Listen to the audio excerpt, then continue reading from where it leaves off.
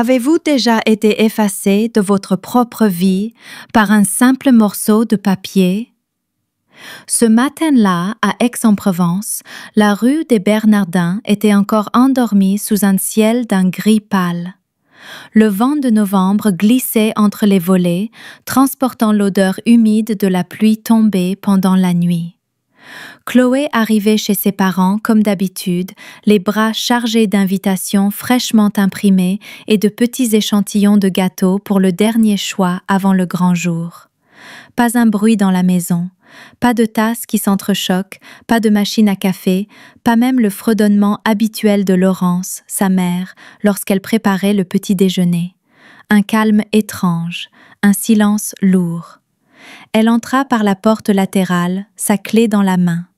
La cuisine était impeccable, immobile, et là, au centre de la table en chêne clair, un feuillet plié en deux, posé exactement là où sa mère laissait toujours ses petits mots doux.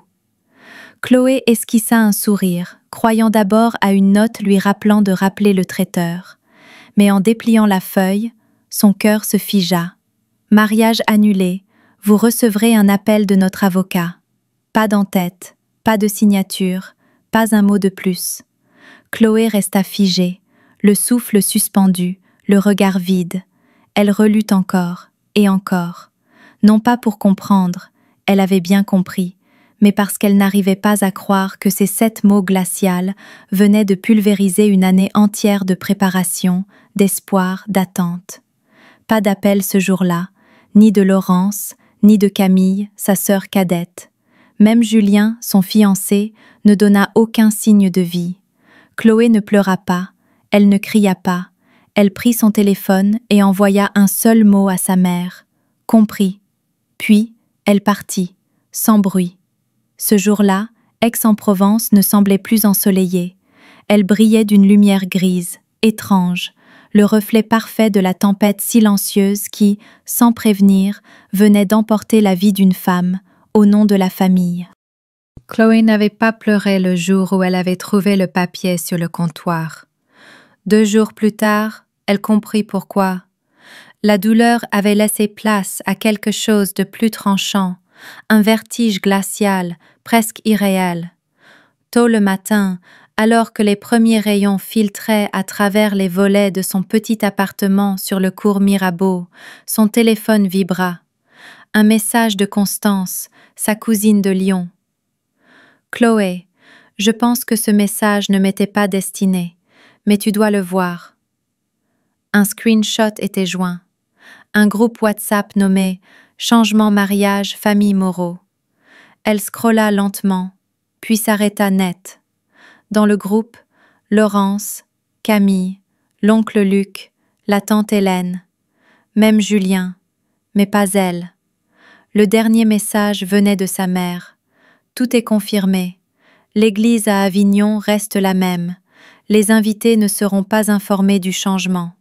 Camille prendra la robe mercredi. Le souffle de Chloé se coupa net. Sa robe, commandée en avril, une création sur mesure cousue à la main par une styliste parisienne. L'église d'Avignon, celle où elle avait pleuré la première fois qu'elle en avait franchi le seuil. La liste d'invités qu'elle avait écrite à la main, ligne par ligne, nom par nom. Tout, transféré, repris, offert à Camille. Dans un autre message, Camille écrit en riant « Au moins maintenant, les photos seront jolies. » En dessous, Laurence avait réagi avec un cœur. Chloé resta là, figée, le téléphone glissant de ses doigts. Elle ne se sentait pas rejetée. Elle se sentait effacée. Elle murmura, à voix basse, comme une sentence intérieure. « Ils n'ont pas annulé mon mariage. Ils m'ont remplacée. » Ce soir-là, à Aix-en-Provence, une pluie fine et persistante tombait sur les toits des Tuiles Rouges. Une pluie silencieuse, presque pudique, comme si le ciel lui-même avait honte de ce qui venait d'être révélé. Chloé n'avait pas bougé du canapé. Son téléphone, posé devant elle, brillait encore, exposant cruellement la capture d'écran envoyée par erreur par Constance. Elle n'avait pas besoin de lire les mots une nouvelle fois. Elle les sentait graver leur place dans sa peau. Elle pouvait presque imaginer la scène. Sa mère, Laurence, assise dans son fauteuil préféré, une tasse de thé à la main, écrivant ses messages avec un calme terrifiant.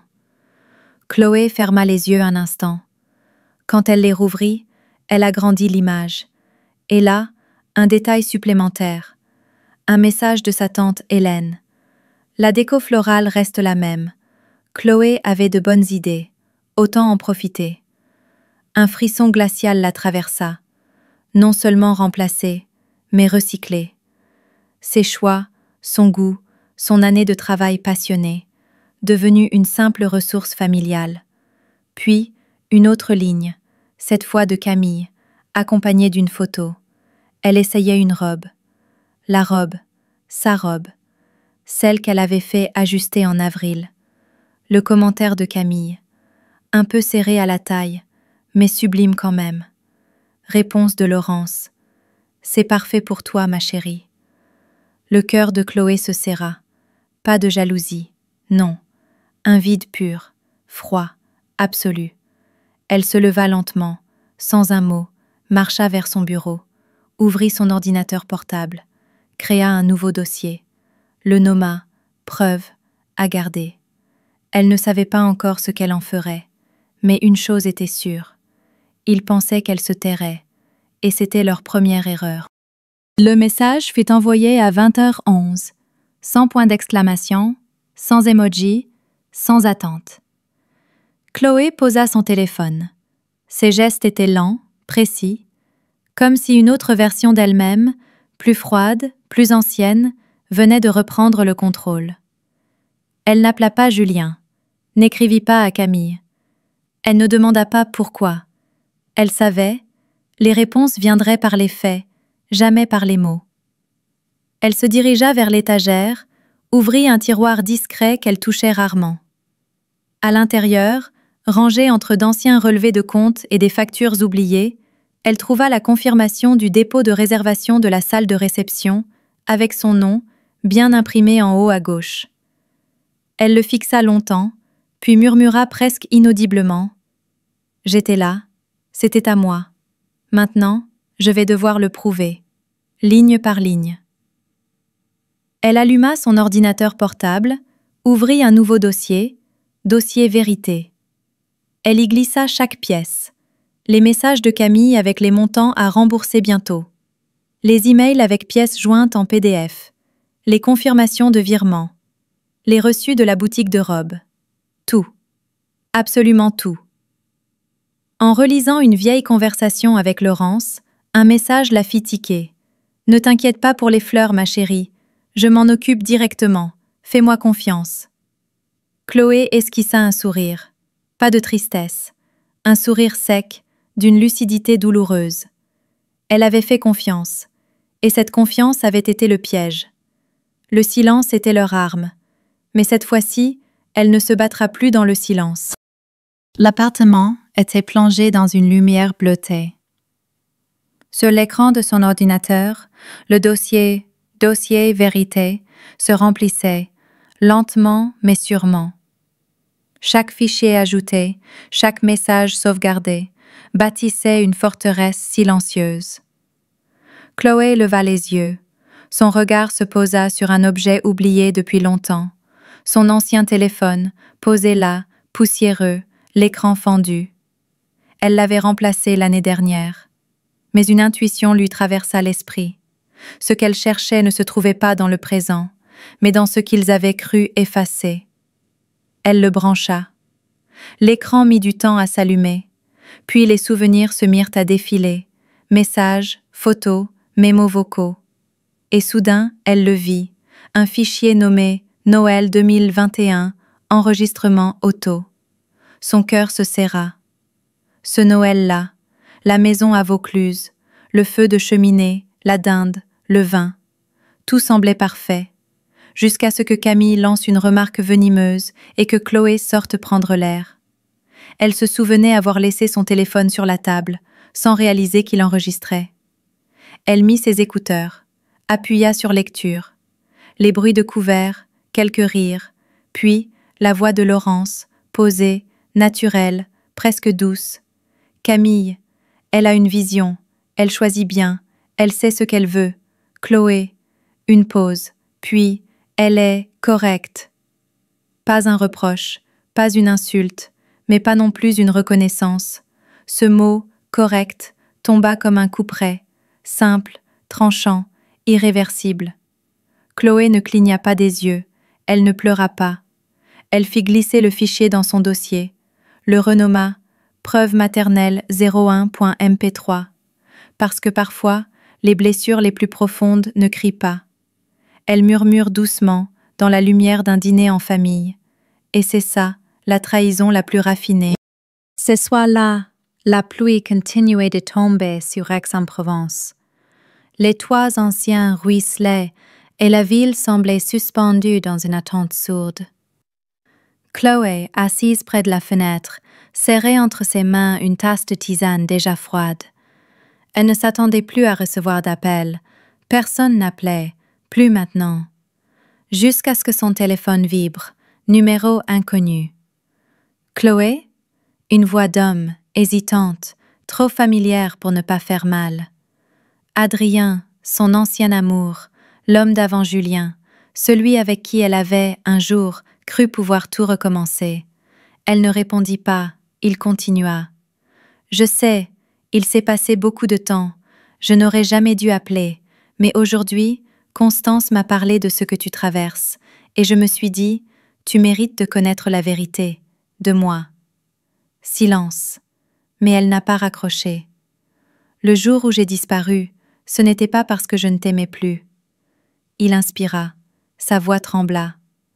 Ta mère m'a convoqué.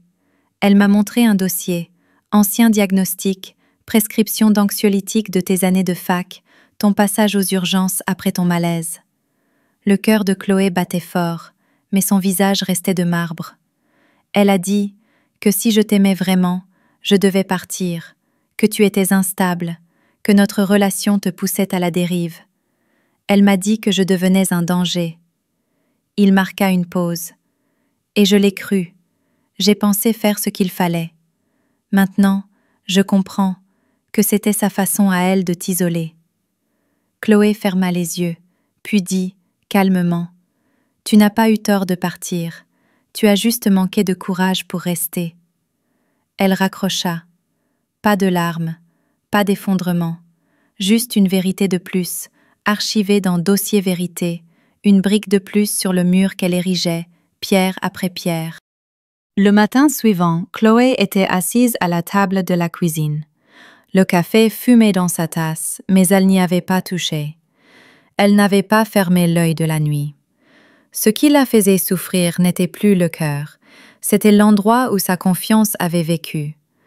Elle fixa le nom Julien sur son écran. Son pouce resta suspendu un moment, puis appuya. 2 tonalités.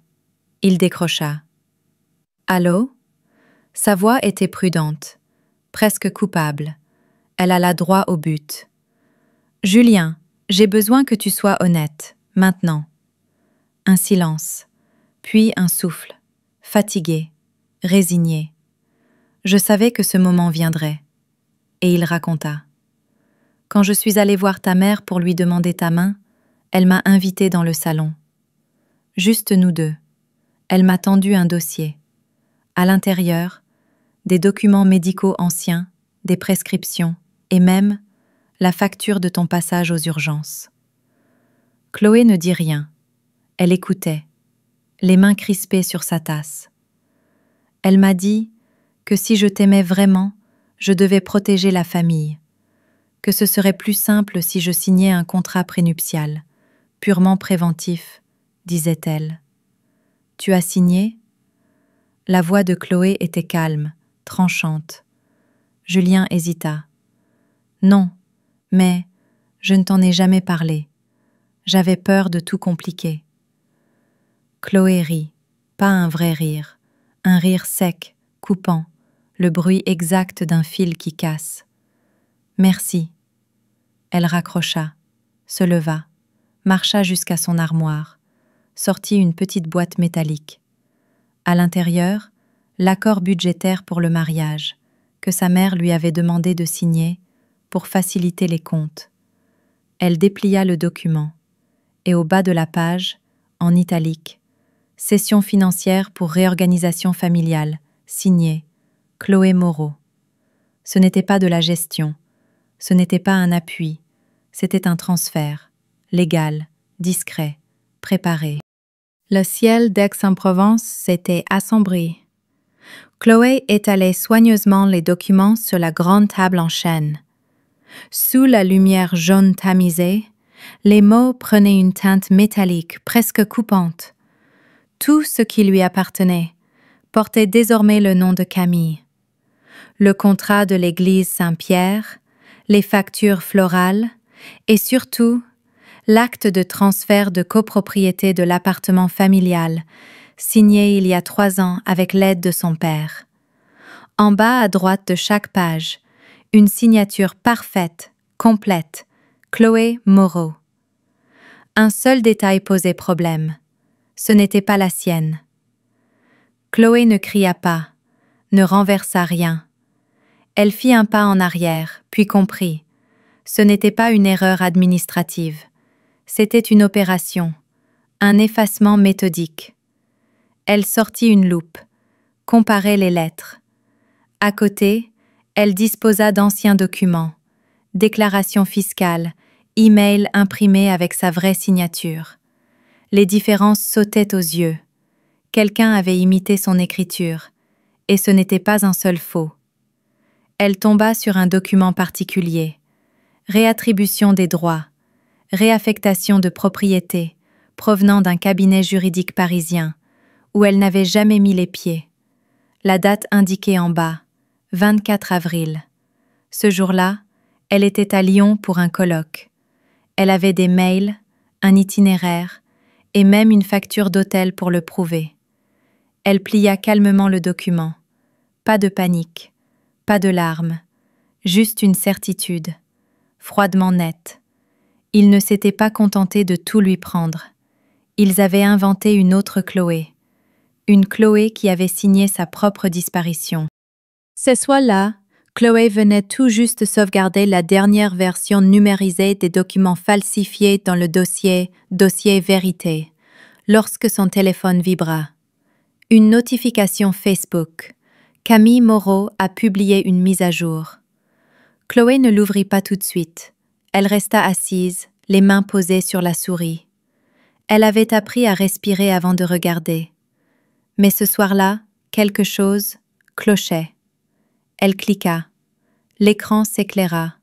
Une longue publication, soigneusement rédigée. Chaque phrase semblait pesée, repensée, presque professionnelle. Lorsqu'un membre de la famille est incapable de dépasser sa jalousie, il finit par réécrire la réalité. Nous avons supporté les troubles émotionnels de Chloé pendant des années. Ses récents propos sont non seulement faux, mais profondément blessants pour ceux qui l'ont aimée. En dessous, un cœur. Laurence. Une réaction. Care. Tante Hélène. Et puis, le silence. Un silence pesant, plus dur que 1000 accusations. Chloé poursuivit sa lecture, jusqu'à la fin. Je n'écris pas ceci contre quelqu'un. Je l'écris pour protéger la vérité et la paix de notre famille. La paix? Chloé esquissa un sourire, sec, tranchant, comme une lame polie. Elle ouvrit son outil de capture d'écran, capture de la publication. Nom de fichier, attaque.publiquet camille.jpg, puis les commentaires, les réactions, un à un, pas pour pleurer, pas pour répondre, mais pour archiver. Parce que parfois, la seule façon de rester debout, c'est de ne pas les laisser réécrire votre histoire. Le lendemain matin, le soleil n'avait pas encore percé les rideaux d'Aix-en-Provence que Chloé était déjà debout. Elle n'avait pas veillé toute la nuit, non. Elle avait dormi profondément, parce que son corps savait, le combat exige de la clarté. Et ce matin-là, elle ne se battait plus pour être entendue, mais pour être reconnue. Chemise blanche, cheveux tirés, aucun maquillage, le calme, comme seule armure. Elle s'assit devant son bureau, ouvrit son ordinateur, et plaça le dossier vérité, en plein centre de l'écran. Près de 200 fichiers, capture d'écran, messages, enregistrement audio, relevés bancaires, documents falsifiés, mails de virement et bien sûr, la publication publique de Camille.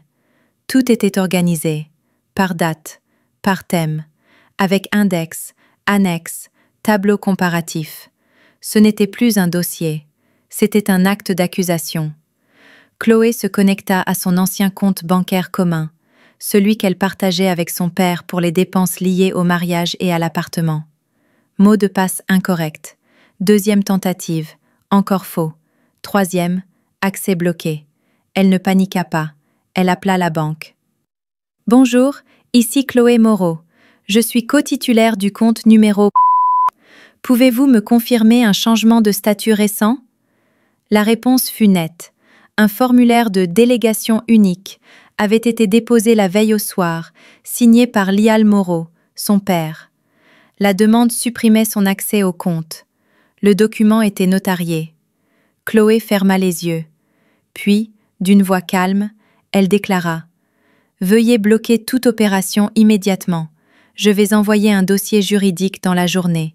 Ce compte est désormais en litige. » Elle raccrocha, ouvrit sa boîte mail. Objet, procédure urgente, gel de compte et falsification. Pièce jointe, dossier vérité, version 1.0. Et dans le corps du message, une seule phrase. Nous commençons ici. Une semaine après l'envoi du dossier vérité, Chloé trouva une enveloppe couleur ivoire dans sa boîte aux lettres. Pas de logo, pas de timbre officiel, juste une écriture manuscrite, recommandée, à remettre en main propre. Elle l'ouvrit sur le pas de sa porte. Les documents étaient épais, 3 fois plus que la normale. En haut de la première page, en lettres capitales, assignation en justice, tribunal civil d'Aix-en-Provence. Elle lut lentement, comme si chaque mot arrachait une mue ancienne, douloureuse. Défenderesse, Chloé Moreau. Plaignant, famille Moreau, représentée par Laurence Moreau. Motif invoqué, détournement du budget du mariage, utilisation non autorisée de fonds familiaux, atteinte à la réputation familiale, diffusion d'informations non vérifiées, instabilité émotionnelle, comportement jugé nuisible à l'unité familiale. Chloé ne tressaillit pas, elle ne fut pas surprise. Elle ressentit une étrange paix, non pas parce qu'elle s'y attendait, mais parce que, enfin, ils avaient mis noir sur blanc ce qu'ils pensaient tout bas depuis toujours. Elle posa la liasse de documents sur sa table, juste à côté du dossier vérité. Calmement, elle ouvrit son ordinateur. Nouveau dossier, contre-attaque, diffamation et préjudice moral. Et dans le mail destiné à son avocate, une simple phrase. Ils viennent de nous donner la meilleure ouverture pour l'acte 2. Ce soir-là, Aix-en-Provence était baignée dans une lumière bleu pâle, sous les réverbères centenaires. Dans son petit appartement du 3e étage, Chloé était assise devant son écran, calme, comme si elle écrivait une lettre à l'enfant qu'elle avait été. Elle tapa, simplement. « Je m'appelle Chloé Moreau. Voici ce qu'ils ont effacé. » Pas de pâteau, pas de colère, juste la vérité, nue, tranchante, incontournable. Elle ajouta, pièce par pièce, facture de sa robe de mariée, avec confirmation de la boutique, relevé bancaire montrant des virements suspects, avec sa signature falsifiée, enregistrement du dîner de Noël, où Laurence disait « Camille est spéciale », capture de l'article de Camille, l'accusant de délire, et enfin, le comparatif de signature, noir sur blanc, l'authentique et la copie. Tout fut compilé dans un fichier zip, vérité.zip. Elle cliqua sur « Publier ». Pas de hashtag, pas de slogan, juste un silence, brisé par la lumière. 20 minutes plus tard, 53 partages, 122 commentaires. Un message d'un journaliste du Le Quotidien. Nous souhaitons vous donner la parole. Et puis, un message inattendu. Lucie, sa cousine, silencieuse depuis le début. Chloé, j'ai tout vu, et je te crois. Pour la première fois depuis des mois, Chloé pleura.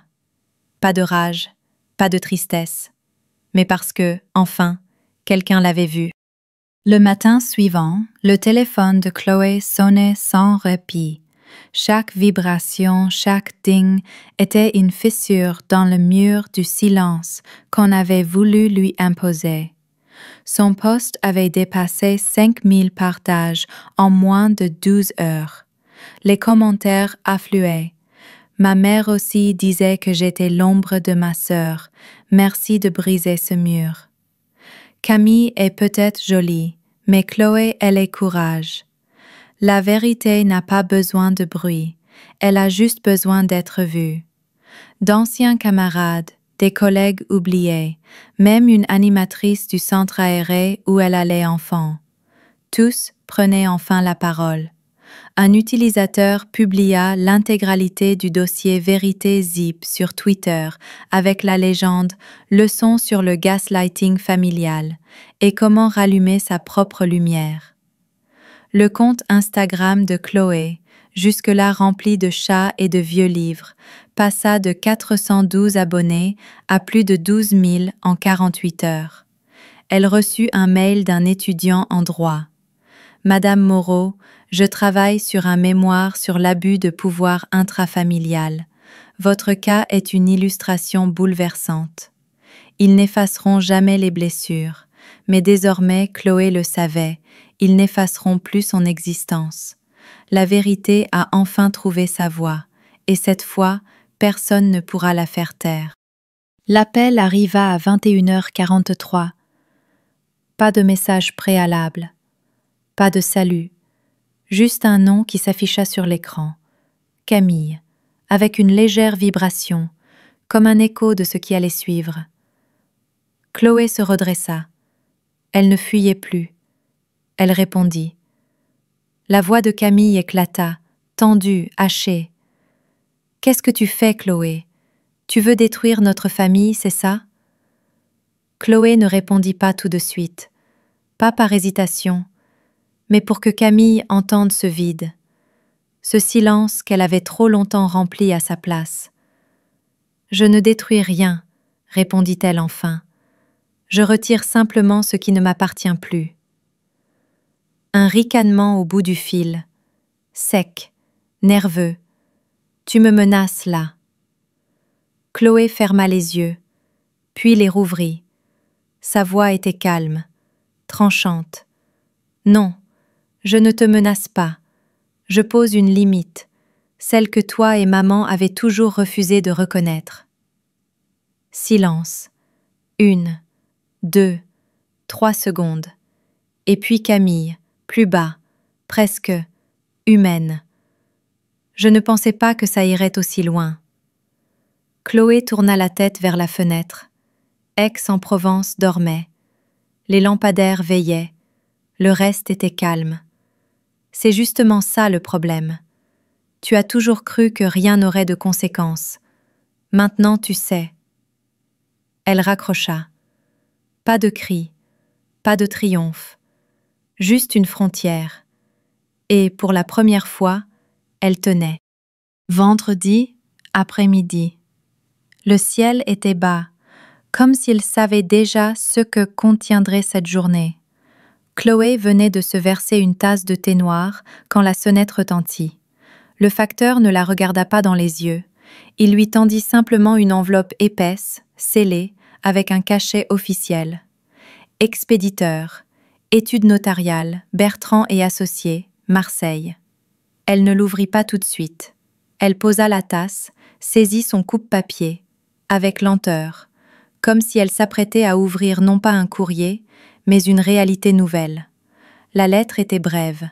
Sur la première page, en lettres capitales, notification d'exclusion de succession, Chloé Moreau. En pièces jointes, un document signé de son père, Lyell Moreau, et de Laurence, sa mère. Les mots étaient nets, froids, administratifs. Chloé est officiellement retirée de la succession familiale. l'ensemble des biens sera redistribué entre Camille et les autres héritiers. Motif, comportement nuisible aux intérêts du foyer, atteinte à l'unité et aux valeurs familiales. Elle lut, une fois, sans sourciller, sans verser une larme. Elle plia les papiers, les posa sur la table, puis dans son carnet, elle écrivit « Ils pensent me punir, mais en vérité, ils viennent de me rendre à moi-même. » Et pour la première fois depuis longtemps, elle se sentit légère, libre, déliée, enfin détachée d'un rôle qu'elle n'avait jamais choisi. Plus d'héritage, plus de nom, plus de famille. Chloé savait que, pour exister à nouveau, elle devait tout consigner. Pas pour ressasser la douleur, mais pour transformer les blessures en lignes, et les lignes en vérité. Un lundi matin, elle étala les documents sur la table. Facture de la maison de couture d'Avignon, paiement à l'église, acompte pour la sonorisation, traiteur, photographe. Elle vérifia chaque montant, chaque date, chaque référence bancaire. 2400 € pour un essayage de robe, porté par Camille. 1870 € pour des fleurs cérémonie Camille, prélevées sur le compte commun. Elle créa un tableau Excel avec 3 colonnes, payeur, bénéficiaire, objet. Total général, 36 500 €. Et chaque centime était traçable, vérifiable, justifiable. Elle nomma le dossier « Registre vérité, version finale » et y ajouta une phrase, en bas du document. « Tout a un prix. La seule question, qui paiera ?» Il n'y avait plus d'amertume, plus d'attente de pardon, juste des chiffres. Et la vérité, noir sur blanc. Mardi matin. Chloé ouvrit son ordinateur pour sauvegarder le registre vérité sur le dossier Dropbox familial. Une mesure de précaution. Mais une fenêtre d'erreur s'afficha. Accès révoqué. Elle réessaie. Mot de passe valide. Mais accès refusé. Tous les documents liés au mariage, les devis, les photos, effacés de son horizon numérique. Aucune panique, aucune larme. Chloé rédigea un mail bref. « Je constate la suppression de fichiers partagés. Merci de me fournir les détails du changement d'accès. » Par réflexe, elle vérifia aussi le compte bancaire lié à l'appartement prévu pour le mariage. Le solde avait chuté, presque à 0. Pas d'alerte, pas d'appel, juste un effacement, encore une fois, sans explication. Elle saisit son téléphone, appela la banque. « Je demande le gel immédiat du compte numéro 1,345668. Il est en litige. Je soupçonne des manipulations financières non consenties. » Sa voix était ferme, précise. Elle le savait. Celui qui contrôle les flux contrôle la suite du récit. Le soir même, un mail de la banque confirma. Compte bloqué. Toute opération nécessite la double autorisation. Pour la première fois depuis des mois, Chloé n'avait pas été prise de vitesse. Elle avait stoppé net. Pas une victime, pas une suiveuse, mais une stratège. Et chaque mouvement désormais portait son nom. Le cabinet se trouvait sur le cours Mirabeau, discret sous les feuillets tombantes de novembre. Chloé était assise face à Maître Lefebvre, femme au regard perçant, à la voix sans fioriture. Sur la table, un dossier épais, reliure rouge bordeaux, titré en lettres capitales. Action en justice, plainte pour fraude, falsification, préjudice moral. Maître Lefebvre feuilletait calmement. Nous avons la copie du contrat prénuptial signé sous pression, les relevés bancaires montrant des retraits non autorisés, des emails prouvant l'intention de manipuler les fonds, et surtout la déposition de l'ancien comptable de la famille Moreau, déclarant que certains documents ont été modifiés à la demande de Laurence. Chloé acquiesça, posant la main sur le dossier. Elle avait mis 1 an à comprendre que la vérité ne suffit pas à elle seule. Il lui faut une colonne vertébrale, des preuves, une stratégie. Maître Lefebvre leva les yeux. « Vous êtes certaine de vouloir aller jusqu'au procès? Votre famille ne reculera pas. » Chloé répondit, le regard droit. « Ils n'ont jamais reculé quand il s'agissait de me blesser. Il est temps qu'ils apprennent ce que signifie répondre de ses actes. » Dehors, la pluie commençait à tomber. Mais ici, dans cette pièce tapissée de silence, tout était en ordre. Et pour la première fois, la vérité avait sa propre signature. Salle d'audience number 3. Tribunal civil d'Aix-en-Provence. L'air était lourd. Chaque mot semblait soulever la poussière d'un mensonge familial trop longtemps scellé. Chloé entra, chemise blanche, cheveux tirés en chignon bas. Pas de maquillage, juste une posture droite et un regard sans détour. En face, Laurence, Camille et Lyall, assis, entourés d'avocats en costume sombre, dossier volumineux, regard méprisant. Mais lorsque le greffier appela son nom, Chloé se leva, stable. « Je m'appelle Chloé Moreau. Je ne suis pas ici pour réclamer une place dans leur cœur. Je suis ici pour faire reconnaître la vérité. » Les preuves s'enchaînèrent. Contrat prénuptial signé sous pression. Mouvement bancaire suspect. Témoignage de l'ancien comptable. Expertise graphologique. La famille tenta, elle est instable mentalement. L'avocate de Chloé glissa alors un dossier fin. Évaluation psychologique indépendante, aucun trouble, entièrement lucide. La juge, lunettes sur le nez, hocha la tête. Calme, sûre. Le tribunal accorde à mademoiselle Moreau la gestion temporaire des biens contestés dans l'attente d'un jugement définitif. Pas d'applaudissements, pas d'éclat, mais une ligne posée. Et cette fois, c'est la vérité qui l'a tracée. Dimanche, le vent de Mistral effleurait doucement les ruelles d'Aix-en-Provence. Chloé se tenait devant le portail en fer forgé de la maison familiale, celle qu'elle avait appelée « chez moi » pendant 28 ans. Personne ne sortit. Ce n'était pas nécessaire. Elle connaissait toujours le code. Celui que Laurence n'avait jamais pris la peine de changer. À l'intérieur, le silence. Le soleil glissait sur le parquet du couloir où elle était tombée à 12 ans. Tout semblait intact, sauf elle. Sur la grande table en chêne du salon, elle déposa la clé, posée droite, simple, comme une ponctuation finale. Pas de lettres, pas de mots.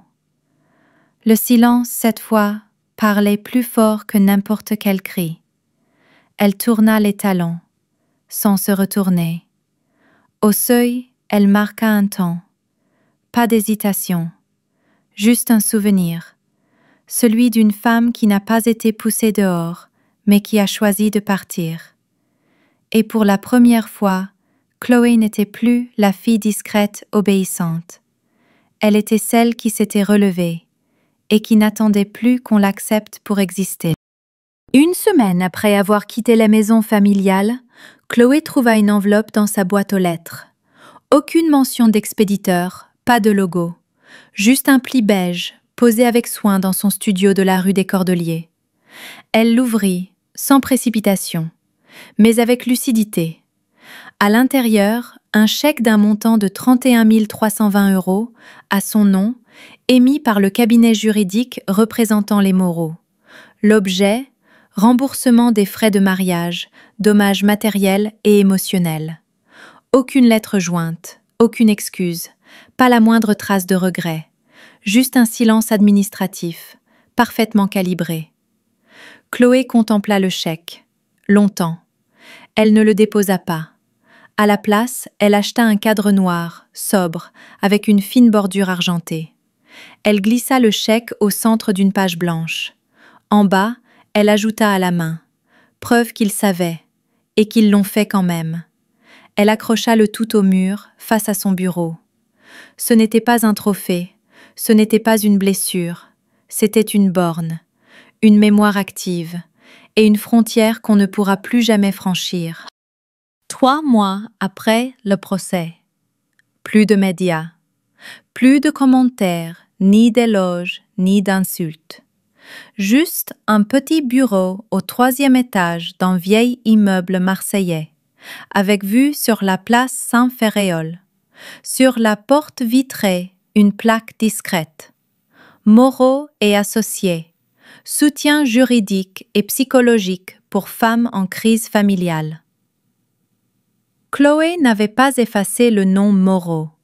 Elle l'avait gardé, comme une cicatrice qui ne saigne plus. Pas pour oublier, mais pour transformer. Chaque semaine, elle recevait des femmes au regard épuisé, des histoires répétées jusqu'à l'usure. Argent contrôlé, esprit confisqué, identité effacée au nom de la famille. Chloé ne pleurait pas avec elles. Elle leur tendait des documents, des lois, des lignes droites, et posait une seule question. Vous voulez recommencer où? Pas « vous allez tenir combien de temps ?» Pas « et s'il changeait ?» Mais « vous voulez récupérer votre voix ou pas ?» Ainsi, à partir des ruines, Chloé bâtit un réseau. Pas pour se venger, mais pour que plus aucune femme ne traverse seule l'obscurité. Un après-midi de printemps, Chloé était assise sur le balcon de son petit studio à Marseille, un café froid à la main, mais une clarté brûlante dans l'esprit. Elle ne consultait plus les réseaux sociaux de Camille. Elle ne tapait plus Moreau sur Internet. Elle n'attendait plus des excuses qui ne viendraient jamais. Parce qu'elle savait, désormais, le silence n'est pas de l'amour. La patience n'est pas une preuve de grandeur. Et partir, parfois, est la seule victoire que personne ne peut vous retirer. Un jour, on lui demanda « Chloé, pensez-vous avoir gagné ?» Elle sourit, sans amertume, sans triomphe inutile. « Je n'ai pas vengé, je n'ai pas détruit, je me suis juste levée, et je suis partie. Eux sont restés, dans la cage qu'ils ont construite eux-mêmes, avec leur silence et leur contrôle. » Ce n'était pas une victoire flamboyante, c'était une libération silencieuse, celle d'une femme qui a appris à nommer l'injustice et à ne plus l'habiter.